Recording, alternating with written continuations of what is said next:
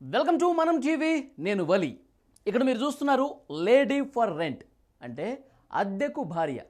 ఏంటి ఈ స్టోరీ అనుకుంటున్నారా? అసలు విషయంలోకి వెళ్తే ఆధునిక టెక్నాలజీతో పరుగులు తీస్తున్న నేటి కాలంలో కూడా మహిళను విలాస వస్తువుగానే చూస్తున్నారు. రెడ్ లైట్ పేరు రూపు మారదని నిరూపిస్తూనే ఉన్నారు. అయితే ఇదంతా ఓల్డ్ మాటలు. తాజాగా లేడీ ఫర్ రెంట్ అంటూ సభ్య సమాజం తలదించుకునే ఘటన ఇప్పుడు ఒకటి తెర మీదకి వచ్చింది. అందుకు మధ్యప్రదేశ్ శివపురి వేదికైంది. ఏంటి దారుణం? అక్షరాల 10 రూపాయలకు ఆడబిడ్డలను అద్దెకిచ్చే పరిస్థితి ఎందుకు వచ్చింది? రుణాలు తీసుకునే సౌకర్యం డబ్బులకే కాదు, ఆడదాని ఒంటిని కూడా స్టాంప్ పేపర్గా మార్చుకునేలా సమాజం నోరెళ్లబెట్టిన సంగతి ఏంటో ఇప్పుడు చూద్దాం పదండి. అర్ధరాత్రి మహిళ ఒంటరిగా తిరగాలన్నది మహాత్ముడు కన్న కల.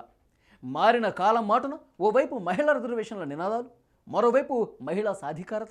ఇది దేశంలో సాగుతున్న తంతు. కానీ ఇంకా చాలా ప్రాంతాల్లో ఆడది ఆట వస్తువుగానే మిగిలిపోతోంది.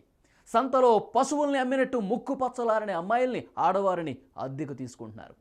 అది కూడా స్వయానా తాళి కట్టిన భర్తే పరాయి మగాళ్ల పంచన చేరుస్తాడు. అది కూడా కేవలం 10 రూపాయలకే. వినేందుకు జుగుప్స కలిగించినటువంటి ఈ వార్త వాస్తవం. కాంట్రాక్ట్ అర్థం కాలేదు కదూ? అక్షరాల మీరు విన్నది నిజం.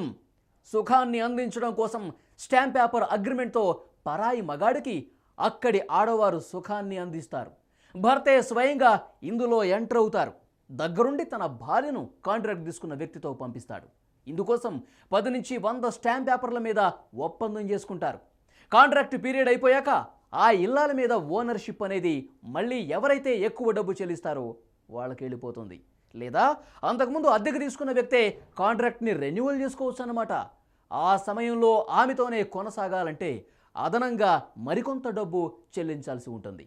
అప్పుల బాధతో ఉన్నవారు భూమి కౌలు పన్ను కట్టలేక భార్యల్ని ఈ విధంగా అద్దెకిస్తూ ఉంటారు. పెళ్ళైన మహిళలే కాదు, పెళ్లి కాని అమ్మాయిలకు కూడా గిరాకీ ఉంటుంది. స్వయానా తల్లిదండ్రులు వేరొకరికి అద్దెకిస్తారు. మైనర్లు, పెళ్లి కాని అమ్మాయిలకు శివపురిలో డిమాండ్ ఎక్కువ. 8 నుంచి 15 ఏళ్ల వయసున్న అమ్మాయిలకే ఎక్కువ ప్రాధాన్యత ఉంటుంది. 15 నుంచి 25 వేల రూపాయల మధ్య అగ్రిమెంట్ చేసుకుంటారు.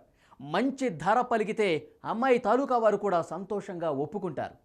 ఇక అందంగా ఉన్న వాళ్ళకి మరింత స్పెషల్. వారి ధర ఒక్కోసారి 2 లక్షల రూపాయల వరకు పలుకుతుందట. ఒంటి మీదన కలర్ కూడా చాలా కీలకం ఇక్కడ.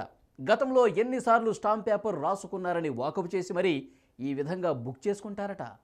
బతకాలంటే డబ్బు కావాలి. లేనివాడికి అది విలువైన నోటు, ఉన్నోడికి మాత్రం ఆట వస్తువుగా మారిపోయింది. పేదరికం, చదువు లేకపోవటం, ధనవంతులకు పెండ్లి కాకపోవటం, ఇలాంటి కారణాలతో ఈ అనాగరిక కల్చర్ మధ్యప్రదేశ్ శివగిరిలో కొనసాగుతోంది. ఇంత జరుగుతున్నా సరే పోలీసులు అసలు పట్టించుకోవటం లేదు. పోలీసు వైపు నుంచి అసలు ఎలాంటి యాక్షన్ ఉండదు. ఎందుకంటే ఎవరి నుంచి ఫిర్యాదు ఉండదు కనుక. అంత ఒక బిజినెస్లా ఎప్పటి నుంచో జరుగుతూనే ఉంది.